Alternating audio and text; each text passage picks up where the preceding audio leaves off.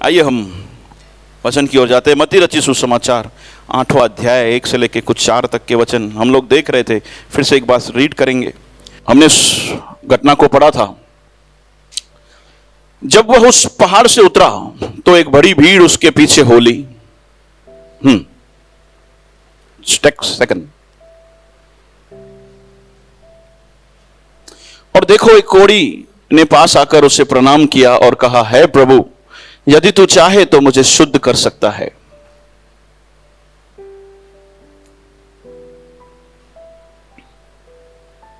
यीशु ने हाथ बढ़ाकर उसे छुआ और कहा, मैं चाहता हूं कि तू शुद्ध हो जा। और वह तुरंत अपने कोढ़ से शुद्ध हो गया। 4। यीशु ने उससे कहा, देख, किसी से न कहना, परंतु जाकर अपने आप को याजक को दिखला और जो चढ़ावा मूसा ने ठहराया है उसे चढ़ा, ताकि उनके लिए गवाही हो। हालेलुया। इस संदेश से हम लोग सीख रहे थे पिछले दिनों में कि यीशु अपने अनुयायियों से क्या चाहता है ना। हम लोग मत्ती को इस तरह से देखना चालू किए हैं कि यीशु अपने अनुयायियों के लिए क्या चाहता है कि वो कैसा जीवन जीने वाले बने। हमने देखा था कि एक कोढ़ी व्यक्ति जो है बगैर मौत की चिंता किए बगैर यीशु के पास आता है।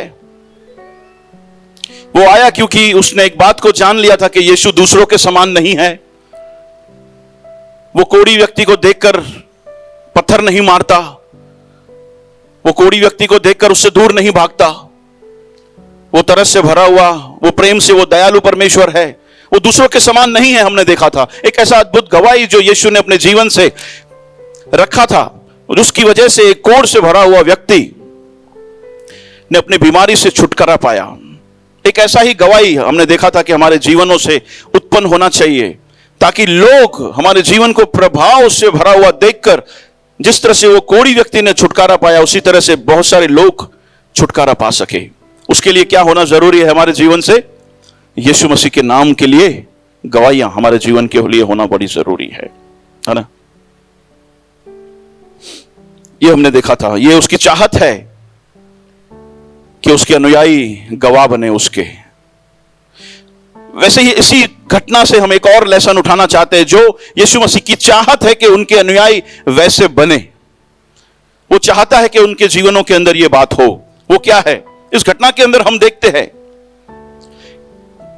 कि एक कोढ़ी व्यक्ति जब यीशु के पास आता है तो यीशु क्या करते? तरस से, यीशु तरस से भर जाते।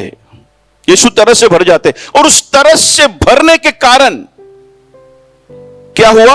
उस तरस से भरने के कारण यीशु ने इस बात की चिंता न की।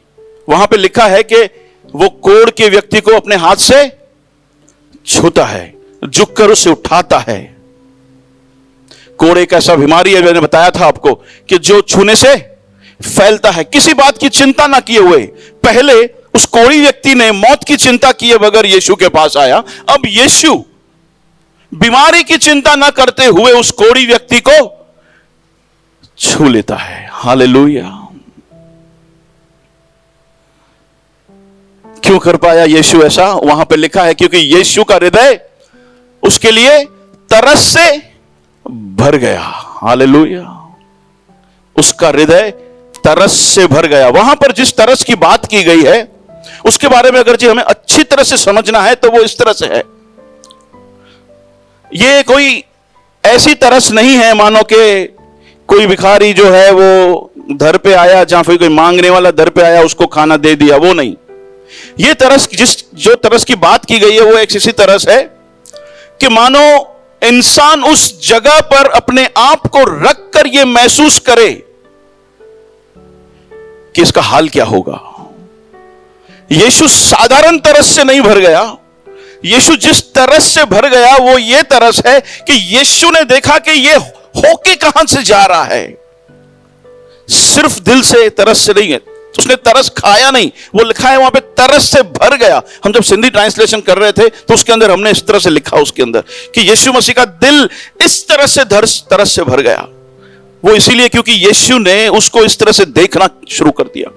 उसने उसको इस तरह से देखा कि मानो यीशु खुद वहां से होकर जा रहे हैं। हालेलुया। उसने देखा कि उसके जीवन में क्या होगा। उसने देखा कि उसकी वजह से इसके परिवार इससे दूर है, इसके दोस्त इसके दूर है, ये समाज से बाहर है, इसको कोई पूछने वाला नहीं है, लोग इससे दूरी बना के चलते हैं। यीशु ने उसकी मनोव्यथा को समझ लिया। उसकी मनोव्यथा को समझने के बाद यीशु ने इस बात की चिंता ना की कि मेरे साथ क्या होगा,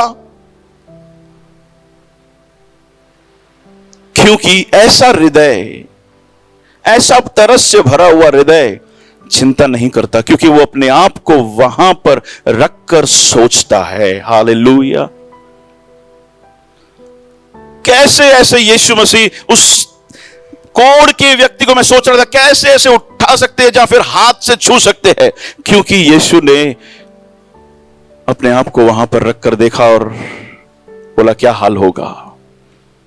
जब ऐसा तरस से यीशु मसीह भर गए तो फिर अंजाम क्या हुआ, परिणाम क्या हुआ? उसका परिणाम यह हुआ कि यह व्यक्ति जो है वो कोढ़ से चंगा हो गया। उसका परिणाम यह हुआ कि यह अब अपने घर पे जा सकता है। इसका परिणाम यह हुआ कि अब वो बाजार में खुलेआम घूम सकता है। इसका परिणाम यह हुआ कि अब अपने दोस्तों के साथ मिल सकता है। इसका परिणाम यह हुआ कि अब इससे लोग दूर नहीं भागेंगे। इसका परिणाम यह हुआ कि अब उससे लोग नफरत नहीं करेंगे, क्योंकि कोढ़ का व्यक्ति ऐसा छुआछूत का बीमारी है जिसकी वजह से ऐसा लगता है यार मेरे से ये लोग भाग रहे, नफरत करते शायद। अब उसका परिणाम में यह हुआ कि सब कुछ बदल गया। ये कैसे हुआ, कब हुआ? क्योंकि यीशु मसीह एक ऐसे हृदय से, ऐसे तरस के हृदय के साथ भर गया जो मानो उसके साथ खुद बीत रहा हो। हालेलुया। आज ऐसे ही बहुत सारे पाप नाम के कोढ़ से भरे हुए लोग बाहर है जो छुटकारा चाहते हैं, जिनकी जरूरत है कि उनको जीवन प्राप्त हो। लेकिन यह कैसे होगा, कैसे होगा? देखो, किसी के पापों को हटाना हमारे हाथ में नहीं है, वो प्रभु के हाथ में है। हमारे हाथ में क्या है कि हम प्रभु को उसके पास लेके आए ताकि वो चंगे किए जाए, हम भी चंगे किए जाए, क्योंकि हम लाए गए प्रभु के पास। घर पे बैठे बैठे तो हम लोग चंगे ना हो गए, किसी न किसी ने हमारी ओर हाथ बढ़ाया और वो प्रभु के पास हमें लेकर आया। पाप को माफ करना या उसको हटाना किसी इंसान के बस की बात नहीं, हम ये जानते हैं। लेकिन हम ये बात जरूर जानते हैं कि यीशु के अंदर वो सामर्थ है, यीशु के अंदर वो सामर्थ है जो इंसान को चंगा कर सकता है। आज बहुत सारे ऐसे लोग बाहर है जो जरूरत में है, जो तकलीफों में, जो परेशानियों में, जो हृदय के साथ पाप के कोढ़ में भरे हुए हैं, और उनको जरूरत है छुटकारे की। लेकिन ये छुटकारा होगा कब? ये छुटकारा तब होगा जब हमारे हृदय भी उसी तरह से तरस से भरे जाएंगे। हालेलुया। अगर जो तरस से हृदय भरे ना गए, कैसे तरस से? साधारण तरस नहीं। अपने पड़ोसी को देखकर बोलो साधारण तरस नहीं भाई, एक वैसा तरस मानो कि तेरे साथ ये सब कुछ हो रहा है। अपने आप को वहां पे रख कर तू सोचेगा तो ही तू ऐसा हृदय तेरा तरस से भर जाएगा, और फिर तू अपने आप को रोक नहीं सकेगा, जैसे यीशु ने अपने आप को नहीं रोका किसी बात की भी चिंता किए हुए। उसका परिणाम, उसका अंजाम यह होगा कि बहुत सारे लोग जो है अपने जीवन के अंदर आनंद और छुटकारा को प्राप्त करेंगे। सोच के देखिए, अगर ये यीशु मसीह दूसरों के समान होते, ऐसे हृदय के साथ नहीं होते, ऐसा तरस का हृदय उनके पास ना होता, तो वो कोढ़ी चंगा हो सकता था? वो कोढ़ी चंगा हो सकता था? नहीं हो सकता था। वो कोढ़ी चंगा हुआ, उसका परिणाम, उसका अंजाम यह है क्योंकि यीशु हृदय, उसका हृदय जो है वो इस तरह से तरस से भरा हुआ है। हम चाहते हैं कि बाहर लोगों के अंदर छुटकारा हो, हम चाहते हैं तो हमें प्रभु को बोलना चाहिए। क्या बोलना चाहिए? प्रभु, आज सुबह को मेरी दुआ यह है कि प्रभु एक ऐसा ही तरस का हृदय मेरे अंदर उत्पन्न कर। हालेलुया।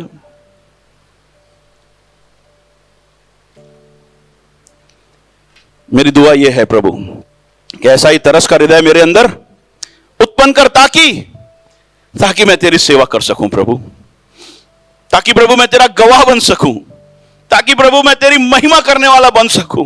प्रभु तेरे लिए आनंद का कारण बन सकूं, स्वर्ग के लिए उल्लास का कारण बन सकूं। प्रभु ये तभी होगा जब मेरा हृदय इसी तरह से तरस से भरा जाएगा, वरना कुछ नहीं होने वाला। जैसे मैंने कहा कि हम लोग देख रहे मत्ती में इस तरह से कि प्रभु चाहता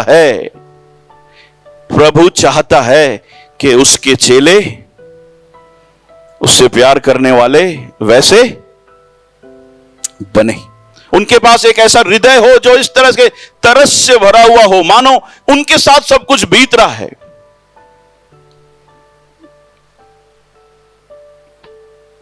यह प्रभु की चाहत है, यह प्रभु का इच्छा है। लेकिन उनके लिए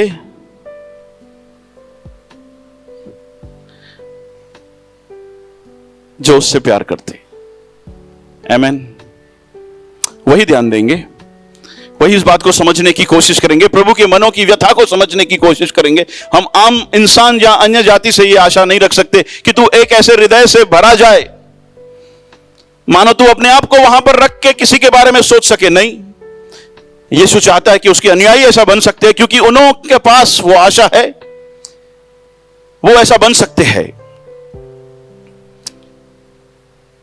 पहला मेरा संदेश था, यीशु चाहता है कि हम उसके गवाह बने। आज का मेरा संदेश है, यीशु चाहता है कि हम ऐसे तरस के हृदय के साथ भरे जाए ताकि उसकी सेवा हो सके, उसकी महिमा हो सके, लोग छुटकारा पा सके, लोग जीवन पा सके। आमेन, हालेलुया। सवाल ये उठता है कि भैया ये ऐसा तरस भरा हुआ हृदय मुझे कैसे प्राप्त होगा? मैं चाहता हूं उसका सेवक बनना, मैं चाहता हूं उसका गवाह बनना, मैं चाहता हूं उसकी महिमा करूं, मैं चाहता हूं मैं स्वर्ग के लिए उल्लास का कारण बनूं, मैं चाहता हूं मनुष्यों के लिए मैं छुटकारे का कारण बनूं। मैं जानता हूं इस बात को कि यह तभी होगा जब मेरे अंदर एक तरस का ऐसा हृदय उत्पन्न होगा। लेकिन यह तरस का हृदय मैं भैया प्राप्त कैसे करूं? ये तरस का हृदय मैं प्राप्त कैसे करूं? यह सवाल है। क्या यह कहीं किराने की दुकान पे, बाजार में किसी दूध के दुकान पे मिलता है? 5 रुपया किलो जाके मैं वहां से लेकर आऊं भैया, मिलता है? मुझे बता देना अगर जो मिलता हो तो, कहीं आपको ऐसा सोर्स मिला हो तो मुझे बता देना। क्योंकि किसी किराने की दुकान पे ये मिलने वाला नहीं है। भैया कैसे मिलता है? ये मिलता है हालेलुया अपने घुटनों पे आकर परमेश्वर से मांगने के द्वारा। हालेलुया। क्यों मांगने के द्वारा? ऐसे ही क्यों नहीं मिल जाता? परमेश्वर तो दयालु है, वो जानता है इंसानों की जरूरत क्या है, वो ऐसे ही क्यों नहीं देता? वो नहीं देता इसीलिए क्योंकि वो जबरदस्ती नहीं करता। वो जानता है कि ऐसे तरस से भरे हुए हृदय के साथ सेवकाइयां होती है, गवाहियां बनी जाती है, और वो नहीं चाहता कि उसकी सेवकाई और गवाही और उसके नाम की महिमा जबरदस्ती से की जाए। इसीलिए वो यूं ही नहीं दे देता, उसके लिए मांगना पड़ता है। हम जानते हैं राजा सुलेमान के जीवन से भी उसको बुद्धि कब प्राप्त हुई? कब मिला उसको बुद्धि? मांगा, है ना? मांगा। अगर जो मांगा नहीं होता तो नहीं मिलने वाला है। अगर जो आप उसके सेवक बनना चाहते हो, अगर जो आप चाहते हो कि आप उसके महिमा के वाहक बनो, आप चाहते हो कि लोगों के लिए छुटकारे का आप कारण बनो, तो तरस का हृदय होना जरूरी है। और वो मिलेगा तब जब हम घुटनों पर आकर प्रभु को कहेंगे, प्रभु आई नीड, प्रभु मुझे जरूरत है। हालेलुया, मुझे जरूरत है। कैसे हृदय की? मांगने के द्वारा मिलता है। दूसरा, कब मुझे यह बात जहां मेरा तरस का हृदय प्राप्त होगा? एक गलत फहमी को हटाने की जरूरत है वहां पर। तब जब तक ये गलत फहमी हटेगी नहीं ना, तब तक ये तरस का हृदय जो है मुझे प्राप्त नहीं होने वाला। कौन सी गलत फहमी? कि भैया मैं कम से कम 10 बार बाइबल पढ़ लूंगा ना, तो फिर ये हृदय मेरे पास अपने आप से क्या हो जाएगा? उत्पन्न हो जाएगा। हेलो, ज्ञान के होने से ऐसा तरस का भरा हुआ हृदय उत्पन्न नहीं होता। बहुत सारा ज्ञान है शैतान के पास, संसार में सबसे बढ़कर, यीशु से कम इंसानों की बात कर रहा हूं। हर एक इंसान से बढ़कर शैतान के पास ज्ञान है वचन का, लेकिन उसके पास क्या तरस का हृदय है? नहीं। फरीसी और शास्त्रियों के पास बड़ा ज्ञान था, लेकिन उनके पास तरस का हृदय है नहीं। योना जो भविष्यवक्ता था, जो जानता था कि परमेश्वर करुणा निदान है, जो जानता था कि परमेश्वर अत्यंत दयालु है, उसके बावजूद भी वो निन्वे से दूर भागा। क्यों? ज्ञान था लेकिन तरस का हृदय नहीं था। बच जाए कर वो भी। हेलो, ज्ञान तरस का हृदय उत्पन्न नहीं करता मेरे प्यारो। ज्ञान तरस का हृदय उत्पन्न नहीं करता। इस गलतफहमी को हम अपने जीवनों से जितना दूर हटाएंगे, उतना ही हम अपने घुटनों पे आकर प्रभु से मांगेंगे, खुदा आई नीड, मैं जानता हूं प्रभु मैं 10 बार बाइबल पढ़ लूंगा। इसका मतलब ऐसा नहीं है, गलत संदेश को मत लेके जाना सुबह के समय कि बाइबल नहीं पढ़ना है। पढ़िए, वहां पे आपको पता चलेगा कि प्रभु की चाहत, प्रभु की इच्छा क्या है मेरे जीवन के लिए। कैसे मैं ऐसे हृदय को प्राप्त कर सकता हूं, उसके लिए क्या करूं। लेकिन अगर जी इस गलतफहमी के अंदर है, चलो यार मैंने 10 बार बाइबल पढ़ ली तो अभी 100% मेरे अंदर वो दिल होगा, नहीं। ऐसे बहुत सारे एग्जाम्पल है जिनके पास ज्ञान तो बड़ा था लेकिन ऐसा हृदय उत्पन्न फिर भी नहीं हुआ। पहला, किसी बाजार में नहीं मिलता, मांगना पड़ता है। और दूसरा, ऐसा हृदय, ऐसा तरस से भरा हुआ हृदय तब मिलता है, तब प्राप्त होता है जब ये गलतफहमी दूर होती है। तीसरा,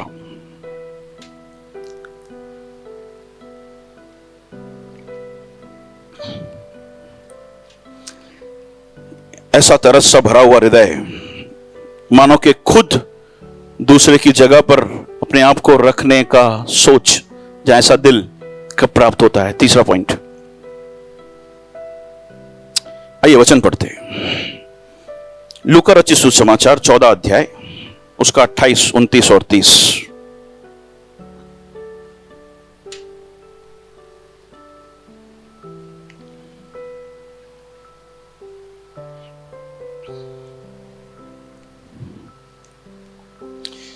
तुम में से कौन है कि गढ़ बनाना चाहता हो और पहले बैठकर खर्च ना जोड़े कि पूरा करने की बिसात मेरे पास है कि नहीं। 29, कहीं ऐसा ना हो कि जब नेव डालकर तैयार ना कर सके तो सब देखने वाले यह कहकर उससे ठट्ठों में उड़ाने लगेंगे कि यह मनुष्य बनाने तो लगा पर तैयार न कर सका।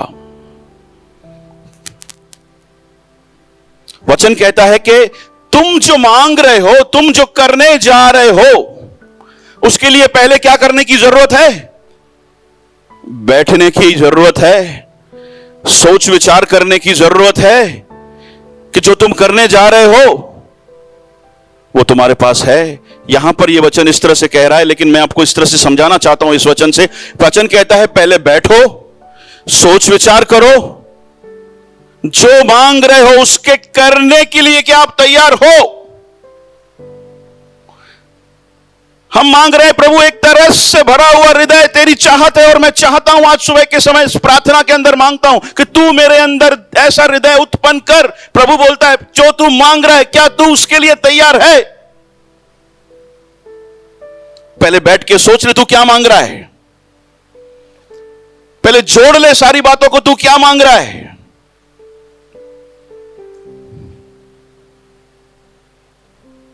आज बहुत सारे लोगों के पास, मैं सब नहीं कह रहा हूं, मेरे शब्दों को ध्यान देना, आज बहुत सारे लोगों के पास एक ऐसा तरस से भरा हुआ हृदय जैसा यीशु के पास था नहीं है, और बहुत सारे लोगों के पास ऐसा तरस से भरा हुआ हृदय जैसा यीशु के पास था है। क्यों? क्योंकि उन्होंने बैठकर सोच विचार कर कर कीमत को जानकर बोल दिया प्रभु को, प्रभु मैं तैयार हूं। और जिनके पास नहीं है उन्होंने कॉस्ट को जानकर, कीमत को जानकर बोल दिया प्रभु मुझसे नहीं होगा। प्रभु एक ऐसा तरस से भरा हुआ हृदय तेरी चाहत है, लेकिन मैं नहीं चाहता कि मेरे अंदर ऐसा उत्पन्न हो। क्यों?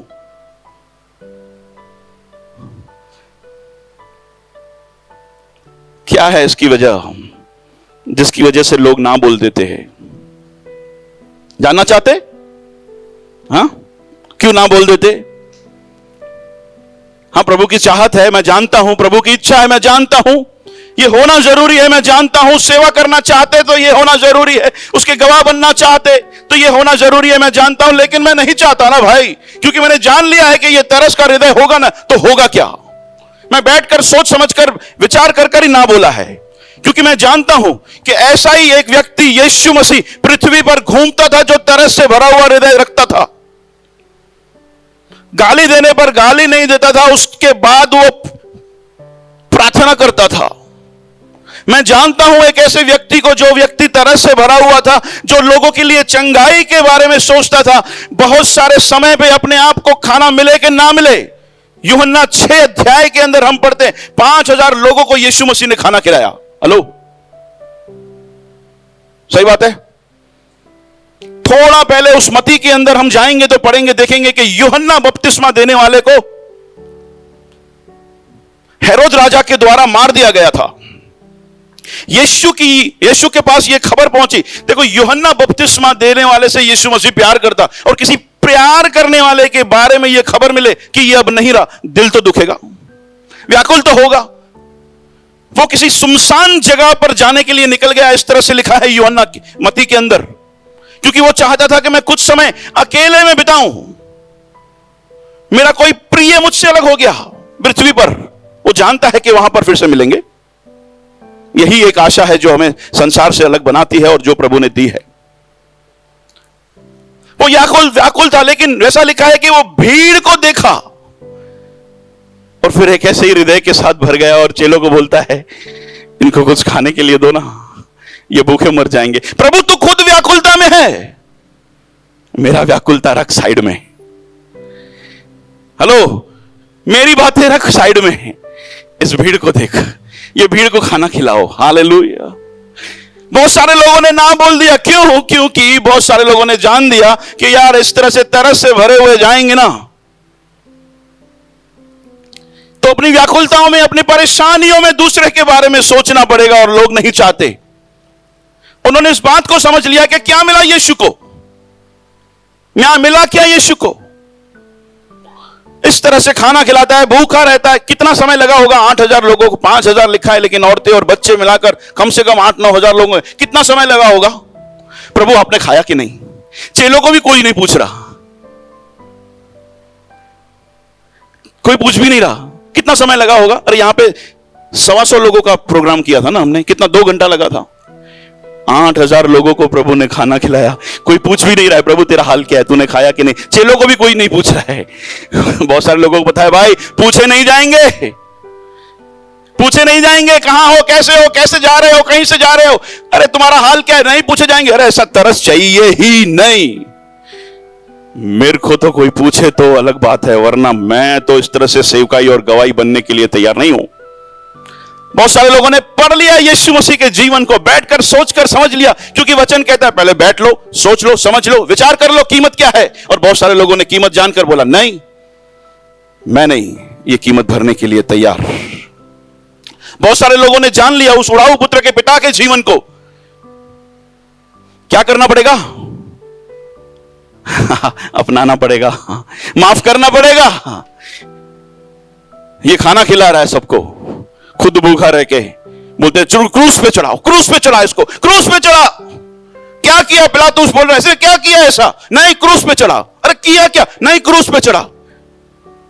नहीं चाहिए भाई ऐसा हृदय, दूसरों के बारे में इस तरह से सोचूं और फिर वही बोले मुझे क्रूस पे चढ़ा, वही मारने के लिए तैयार हो गए। पढ़ लिया उन्होंने पौलुस के जीवन को, पढ़ लिया उन्होंने यूसुफ के जीवन को, गड्ढे में फेंके गए, पत्थर मार के। अरे वो मैं पढ़ता हूं जब भी, लूस्रा नामक जगह पर पौलुस जो है एक बीमार था कोई, वहां पर उसको चंगा करता है, फिर उसको वो देवता बनाने लगते हैं, बोलते हैं हम देवता नहीं है, हम इंसान है, आइए हम दोनों मिलकर परमेश्वर को ढूंढे। थोड़े समय के बाद जो परमेश्वर के बारे में उनको बताने के लिए तैयार था, उस पर पत्थर मारकर, इस तरह से पत्थर मारा उसको कि ऐसा लिखा है कि मर गया। मरा हुआ जानकर उसको छोड़ के चले गए। पढ़ लिया बहुत सारे लोगों ने इस तरह से यीशु के जीवन को और पौलुस के जीवन को। अरे यार, मैं जाऊंगा ना, मैं उसके बारे में तरस रखूंगा ना, उसको बताऊंगा ना, उसके बारे में सोचूंगा ना, उसकी भलाई करने जाऊंगा, पत्थर मारेंगे। अरे चाहिए ही नहीं, ये कीमत पे तो बिल्कुल नहीं। बहुत सारे लोग बैठे, विचार कर लिया और बोला मुझे नहीं चाहिए ऐसा तरस से भरा हुआ हृदय, जहां पर माफी देनी पड़े, जहां पर मेरी व्याकुलताओं को कोई ना समझे, जहां पर मैं कहां से होकर जा रहा हूं कोई ना समझे। मुझे ऐसा तरस से भरा हुआ हृदय चाहिए नहीं। मुझे इस तरह से सेवकाई करनी ही नहीं है, मुझे इस तरह से गवाह बनना ही नहीं है, मुझे इस तरह से उसके महिमा का वाहक बनना ही नहीं है। जान लिया उन्होंने इस बात को।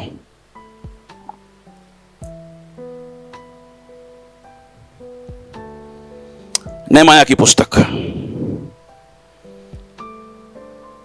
नेहमाया 1:1, 1:2, 1:3, 1:4, फिर कुछ वचन हम जल्दी से निकालेंगे नेहमाया की पुस्तक के अंदर।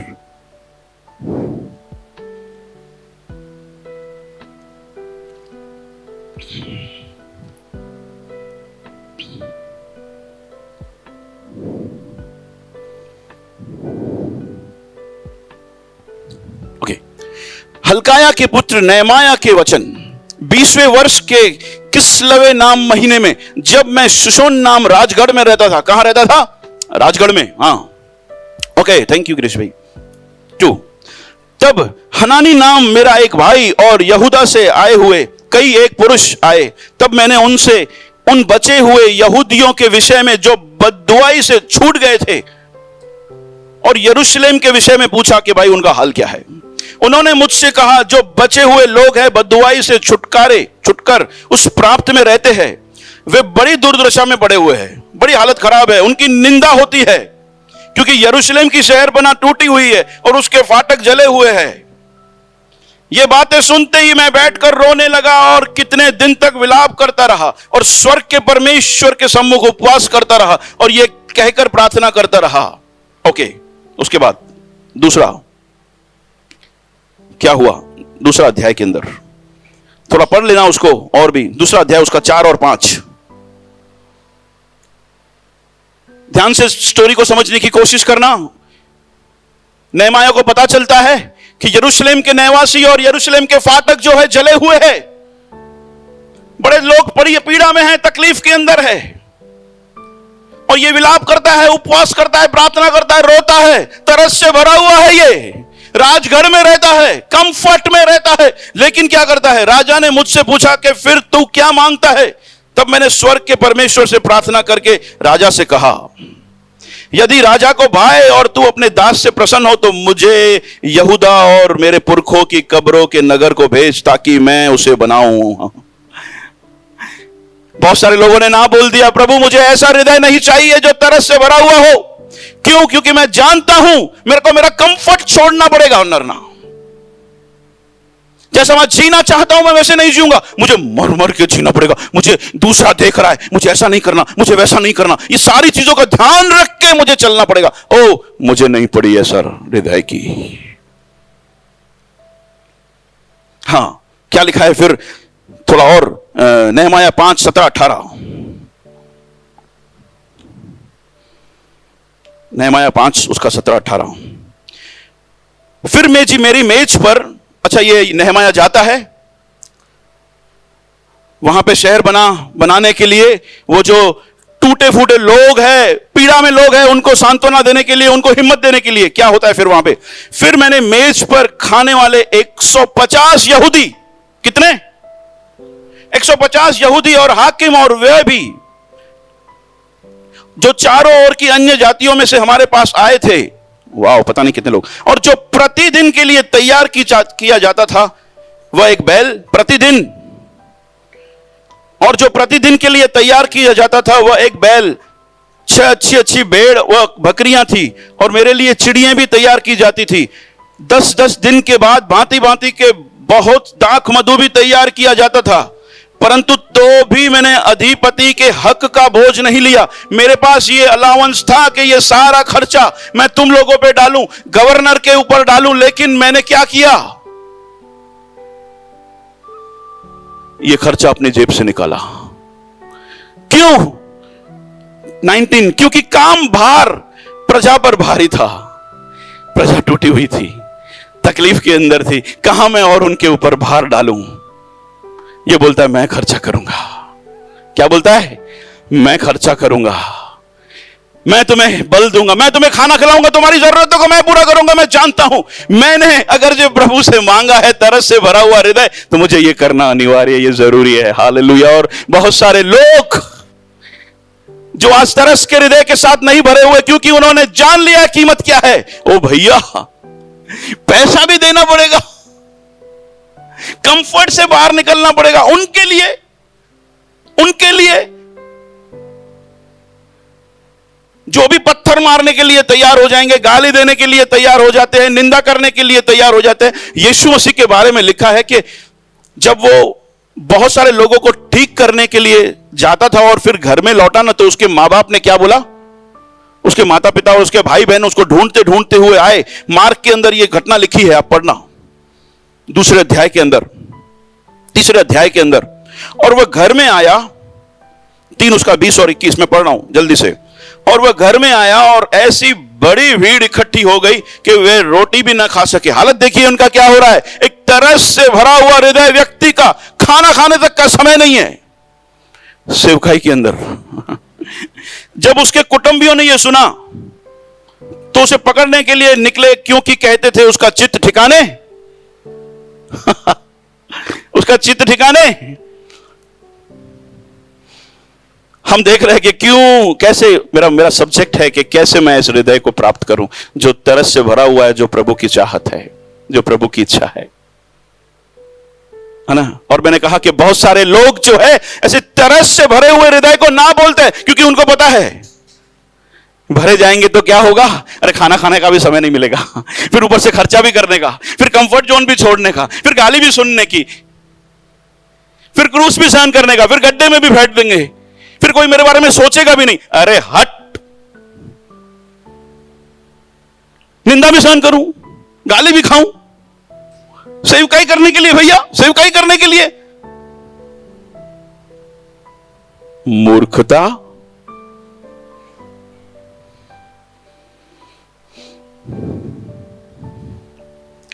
बहुत सारे लोगों ने समझ लिया है, जान लिया है कि एक तरस से भरा हुआ हृदय जब हम मांगेंगे तो हमें कीमत क्या देना पड़ेगा। हेलो, हम ढूंढ रहे थे कि कैसे एक तरस से भरा हुआ हृदय प्राप्त हो। मैंने आपको बताया, मांगने के द्वारा, गलतफहमी को हटाने के द्वारा और कीमत खुद देने के द्वारा। लेकिन हम जानते हैं कि भैया ऐसा तो मुझसे नहीं हो सकता। खबर है आज बाहर लोग जो है पीड़ा में, तकलीफ में, परेशानी में क्यों है?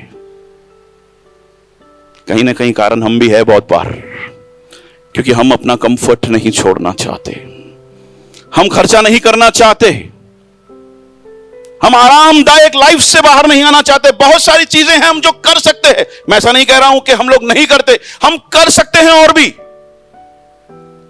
लेकिन हमको पता है उसके लिए ज्यादा एफर्ट लगाऊंगा तो ज्यादा तरस का हृदय में मांगूंगा, प्रभु के पास जाऊंगा। यहोशू के बारे में आप पढ़ लेना, ऐसा लिखा है उसके बारे में कि वो मूसा के साथ परमेश्वर के तंबू में जाया करता था। फिर ऐसा लिखा है कि वो मूसा तो निकल जाता था, लेकिन ये जो है यहोशू जो है वो तंबू में तो भी बैठा रहता था परमेश्वर की उपस्थिति में। प्रभु बोलता क्या चाहिए भाई, क्या चाहिए? प्रभु तेरे साथ रिश्ता चाहिए, तेरे साथ संगति करनी चाहिए। ओ ऐसा करेगा तो तरस का हृदय दे दूंगा मैं तुझे। हाँ प्रभु मैं वही चाहता हूं, एक तरस से भरा हुआ हृदय मैं चाहता हूं। प्रभु ने बोला ओके, मैं तुझे तरस से भरा हुआ एक हृदय देता हूं, जा मेरी प्रजा को हालेलुया उनके शहर में पहुंचा दे। खबर है क्या हुआ? आइए थोड़ा पढ़ते हैं यहोशू की पुस्तक के अंदर। जब उसको शहर को पहुंचा दिया और उसके बाद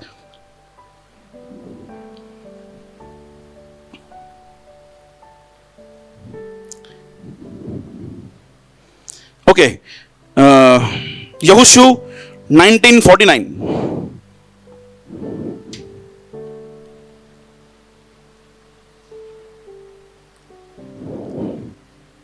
देखिए क्या लिखा है। यहोशू वो व्यक्ति है जो उनको कहीं पहुंचा रहा है, माथे का दर्द ले रहा है ना, माथे का दर्द ले रहा है ऐसा बोल सकते हैं। लोग उसको मारने की बात कर रहे हैं, गाली देते हैं, और ये उनको पहुंचा रहा है वहां पर। फिर जब वो पहुंच जाते हैं वहां पर और वो जमीन का बंटवारा करते हैं, जो प्रभु ने उनको बोला था कि ये देश मैं तुम्हें दूंगा और वहां पर तुम्हें बसाऊंगा, तब यहोशू को क्या देखो, जब देश का बांटा जाना सिवानों के अनुसार निपट गया, सिवानों के अनुसार क्या हुआ, जब देश का बांटा जाना सिवानों के अनुसार निपट गया, तब यह बड़ा शब्द के अंदर ताकत है, तब इजराइलियों ने नूह के पुत्र पर भी एहसान कर दिया। हाँ, ऐसा लिखा नहीं है, मैं पढ़ता हूं। इजराइलियों ने नूह के पुत्र यहोशू को भी अपने बीच में एक भाग दे दिया। हाँ भाई, ले ले, तू भी ले ले, बचा कुचा ले ले, बच गया तो दे रहे हैं, वरना नहीं देते, दे रहे हैं, मानो एहसान कर रहे हैं। अच्छा प्रभु, एक तरस का हृदय मांगू मैं तुझसे उनके लिए,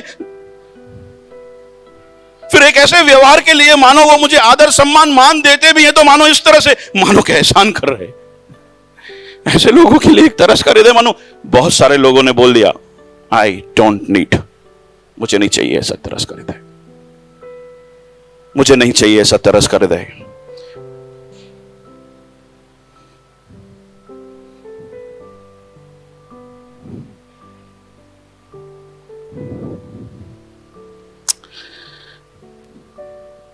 या ओके,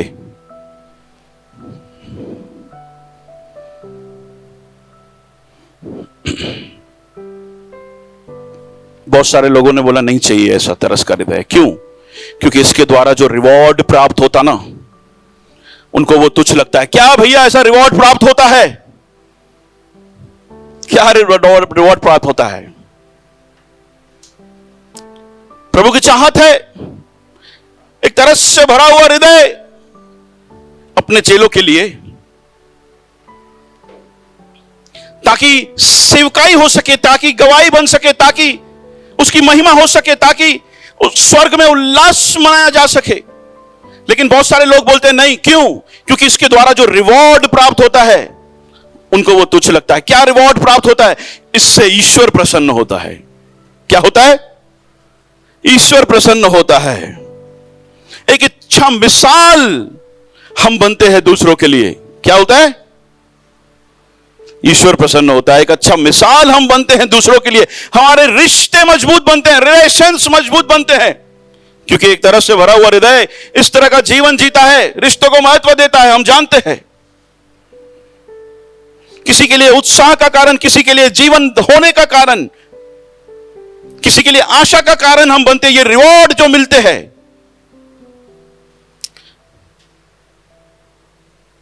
उनको क्या लगता है?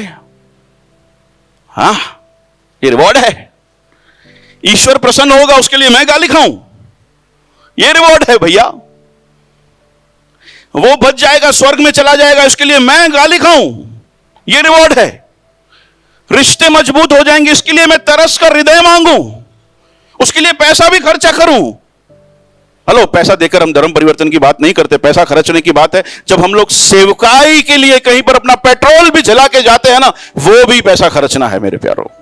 हम जानते हैं हम इसीलिए ऐसा करते हैं क्योंकि कोई और मार्ग, कोई और सत्य और कोई जीवन नहीं है यीशु के अलावा। यीशु ने यह दावा किया, जहां वो झूठ बोलते थे, जहां फिर वो सत्य बोल रहे थे। उन्होंने ऐसा नहीं बोला कि मैं भी हूं, उन्होंने बोला मैं ही हूं। अब जहां तो झूठ है, यहां तो फिर सच है। यह समझाने के लिए कि सिर्फ यीशु मसीह खुदा है, उसके लिए हम अपने समय को निकालें, उन पे तरस खाएं, उनकी गालियां सहन करें, उनकी निंदा सहन करें, हंसी सहन करें। मिलेगा क्या? ईश्वर प्रसन्न होगा। ओ छोड़ना भाई, क्या बोल रहा है यार, कुछ पैसे की बात कर तो सोचू थोड़ा। ये क्या ईश्वर प्रसन्न हो जाएगा? बहुत सारे लोगों ने बैठकर खर्चा जोड़ लिया, जिस तरह से वचन कहता है, और उन्होंने बोला ये कीमत मुझसे नहीं दिया जाएगा भाई। और उनके पास ऐसा तरस से भरा हुआ हृदय नहीं है। बहुत सारे लोगों के पास ऐसा तरस से भरा हुआ हृदय है। क्यों? क्यों? क्योंकि वो जानते हैं, क्योंकि वो जानते हैं कि कैसी दया उन्होंने पाई है। वो जानते हैं कि अगर ये दया नहीं किया जाता तो क्या हाल होता। वो जानते हैं, प्रभु का वचन कहता है कि तुम दूसरों की खेती को सींचोगे तो तुम्हारा भी खेती सींचा जाएगा। वो जानते हैं, इसीलिए प्रभु के सामने गिड़गिड़ाते हैं, प्रभु को बोलते हैं, हाँ प्रभु मैं चाहता हूं। जिनके लिए मायने रखता है मेरा राजा, मेरा स्वर्ग का राजा मेरे लिए आनंद मनाए। जो इस बात को तुच्छ नहीं मानते वो कहते हैं प्रभु आई नीड, प्रभु मुझे चाहिए। कीमत क्या है बोल, कीमत क्या है? ओ तो ये गाली खाना पड़ेगा, प्रभु तैयार हूं। निंदा सहन करने, प्रभु तैयार हूं। मार खाना पड़ेगा, तैयार हूं प्रभु। अरे तू मेरे लिए सब कुछ ये किया तो फिर मैं क्यों कैसे कर रुक जाऊं। हालेलुया। बहुत सारे लोग हैं, मैं चाहता हूं कि जब हम प्रभु मेज के ओर जा रहे हैं तो एक बार फिर से हम प्रभु को कह सकते,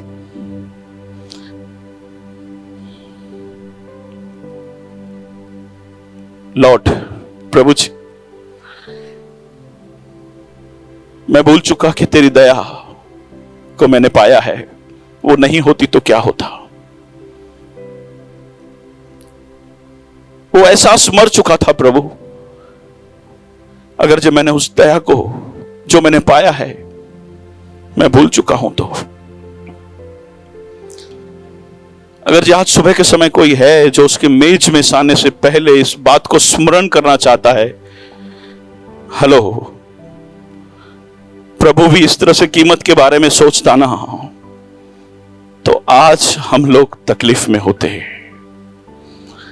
लेकिन उसने नहीं सोचा, अपने आप को दे दिया। निंदा सहन करनी पड़ेगी, कर लूंगा, यीशु ने बोला। मार खानी पड़ेगी, खा लूंगा। जीवन दे देना पड़ेगा, कर दूंगा। चाटे मारे जाएंगे, खा लूंगा। क्रूस उठाना पड़ेगा, उठा लूंगा।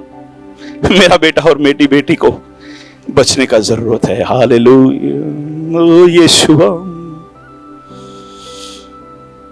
जो कीमत को देखता है, मैं नहीं समझता हूं कि वो परमेश्वर के साथ रिश्ते में है। मैं नहीं समझता कि उसने उस दया को भी समझा है जो उसने प्राप्त किया है।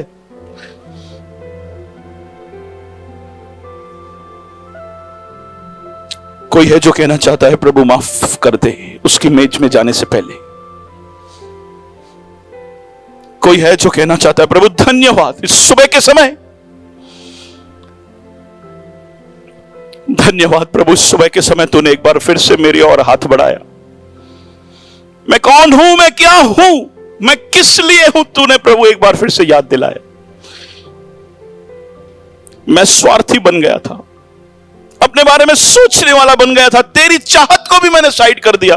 तेरी चाहत है कि प्रभु तेरी सेवकाई करने वाले तेरे गवाह हम बने, ताकि लोग प्रभाव से बढ़कर तेरे नाम को जानकर छुटकारा प्राप्त कर सके। लेकिन खुदा मैं स्वार्थी बन गया।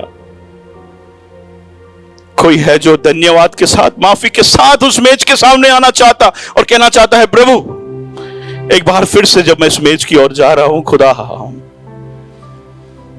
तो मैं तुझसे वायदा करना चाहता हूं कि मेरा जीवन जैसा कल तक था प्रभु वैसा ना होगा। कल तक मैंने तेरे हृदय को ठेस पहुंचाया, लेकिन और नहीं खुदा। इस बात को प्रभु मैंने तुच्छ समझा, लेकिन और नहीं प्रभु।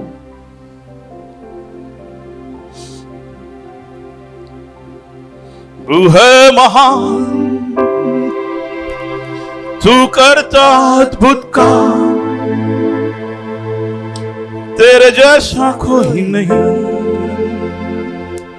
तेरे जैसा कोई नहीं। तू है महान, तू करता अद्भुत काम, तेरे जैसा कोई नहीं। ओ यीशुआ तेरे जैसा कोई नहीं। तू है महान, तू करता अद्भुत काम, मेरे जीवन में जैसा कोई नहीं। तेरे जैसा कोई नहीं। तू है महान, तू करता अद्भुत काम, तेरे जैसा कोई नहीं। तेरे जैसा कोई नहीं। तू है महान, तू करता अद्भुत काम, मेरे तेरे जैसा कोई नहीं,